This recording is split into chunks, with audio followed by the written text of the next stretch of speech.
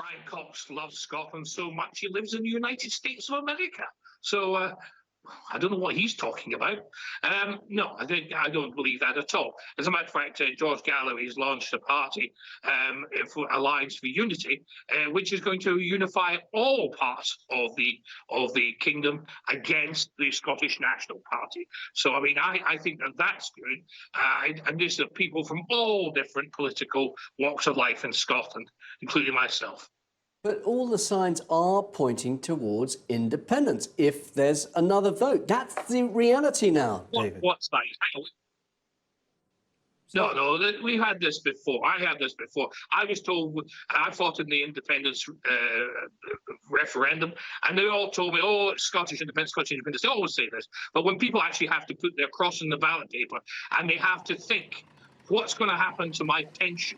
What's going to happen to my job is going to disappear. The Scottish nationalists have bankrupted Scotland. Scotland's in a very bad, powerless financial position, and if it wasn't for the union, we would be in a very bad way after this pandemic. So it's only because of Great Britain and the unity of Great Britain that we're not in a mess. So they're talking nonsense as per usual. But the pandemic has boosted Nicola Sturgeon's ratings, and it's shown how the home nations can actually do things differently.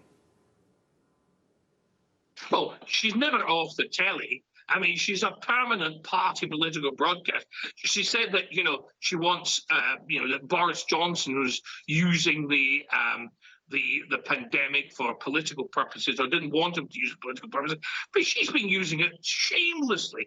She's constantly on the telly, constantly doing the talking, and she doesn't need doctors or nurses or anybody else. It's always Nicola Sturgeon, saviour of the nation. Well, that's all very well, but when the argument comes to where's your pension coming from, how's your country going to survive, then I can tell you right now that will focus people's minds. And what going to happen to OAP? So where's their money going to come from? And the whole thing is just nonsense. But of course, what focuses nationalist minds is that Westminster has the power to sanction this, and at the moment is showing no signs whatsoever of giving in. And although we talked about the polls earlier, there does seem a sense that the mood of the nation has changed and that really Westminster should be listening.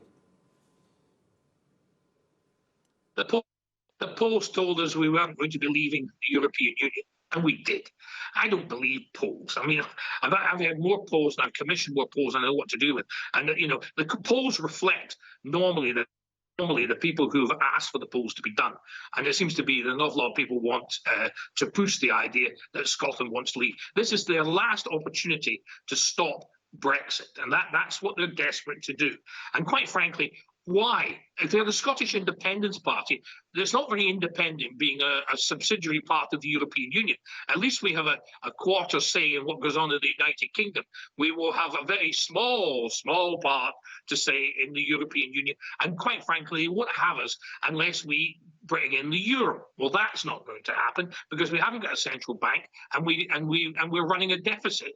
They should have to have austerity max in order to qualify to be in the European Union. So if we have another pandemic or another problem, how's she going to pay for that? How's she going to get us into the European Union to have maximum austerity? She's always banging on about the Tories and austerity. Well, what's she going to do if she has to bring all the Scottish economy into line with Europe in order to have the euro? It's an absolute non-goer. And when people start arguing about it, when you start discussing this, that's when people start to worry. What about my pension?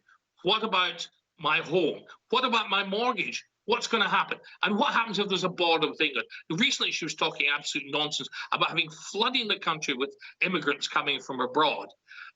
But not obviously they won't be going to England, they're going to be staying in Scotland. Well, that's nonsense because you can't keep people in Scotland with a frontier or something like that. The whole thing is unmanageable. Okay. Her policies are crazy, and I think there are more and more being shown up for that. And also the nationalists are split.